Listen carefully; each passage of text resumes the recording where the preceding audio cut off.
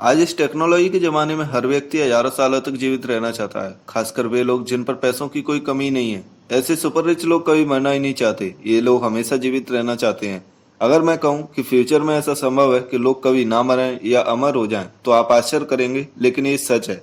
कई वैज्ञानिक फ्यूचर में ऐसा करने के लिए एक रिसर्च पर काम भी कर रहे हैं, जिसके अनुसार आपका शरीर मर जाएगा, लेकिन आपका माइंड हमेशा जीवित रहेगा, जिसे एक डेटाबेस के रूप में यूज करके एक शरीर से दूसरे शरीर में ट्रांसफर किया जा सकेगा।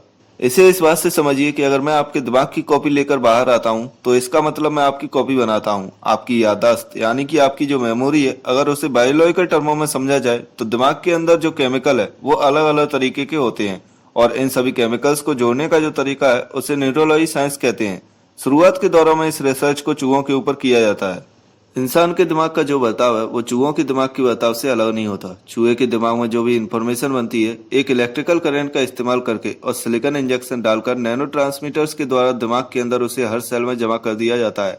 एक बार कॉपी करने वाले प्रोसेस को एक्टिवेट करने के बाद तुरंत वो न्यूरो जो दिमाग के अंदर है या जो भी याददाश्त है, वो फाइबर ऑप्टिक केबल के जरिए बाहर आ जाता है। बाहर आकर चूहे के दिमाग को पूरी तरह से डिसऑर्डर कर देता है। वो याददाश्त हार्ड कॉपी में कॉपी हो जाती है।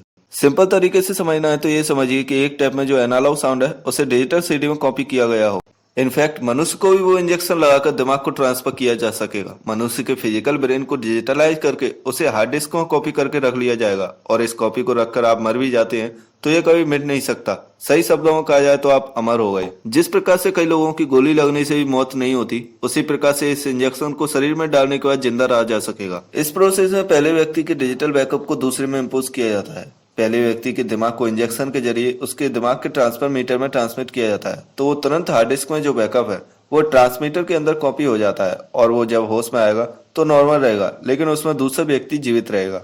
इस रिसर्च पर कई वैज्ञानिक और बिजनेसमैन अपने अपने विचार भी प्रकट कर चुके हैं। महान वैज्ञानिक स्टीफन हॉकिंग ने कहा था कि मुझे लगता है कि मस्तिष्क दिमाग में एक प्रोग्राम की तरह है जो कंप्यूटर की तरह ही है, इसीलिए थियोरेटिकली माइंड को कंप्यूटर पर कॉपी करना संभव है, और इसलिए मृत्यु के बाद जीवन का एक नया रूप प्रदान करना भी संभव है। वहीं पेपल के संस्थापक पीटर डेल बोलते हैं कि मैं मरना नहीं चाहता, मैं हमेशा इस दुनिया भगवान की तरह जीना चाहता हूँ। मैंने इसी उद्देश्य के लिए कई हजार लाखों निवेश किए हैं। रशियन बिजनेसमैन दिमित्री को कहते हैं कि 2045 तक मनुष्य अपनी यादों को कंप्यूटर में रिकॉर्ड कर सकते हैं। इस प्रोजेक्ट 2045 अवतार रिसर्च में विश्व के बेस्ट कंप्यूटर इंजीनियर और न्यूरो साइंटिस्ट लगे हुए हैं। हमने 4,000 करोड़ का निवेश भी किया है। बौद्ध नेता दलाई लामा ने भी इस शोध की सराहना की है। ओरेकल के सीईओ लैरी एलिसन कहते हैं कि मेरे अन्य पेशेवर प्रतिद्वंदी की हार की तरह मैं मृत्यु को भी हराना चाहता हूं। मुझे मौत पसंद नहीं है। मैंने लॉरेंस एलिसन फाउंडेशन द्वारा 2500 करोड़ रुपए का निवेश भी किया है, और मैं मृत्यु को रोकने के लिए शोध कर रहा हूं।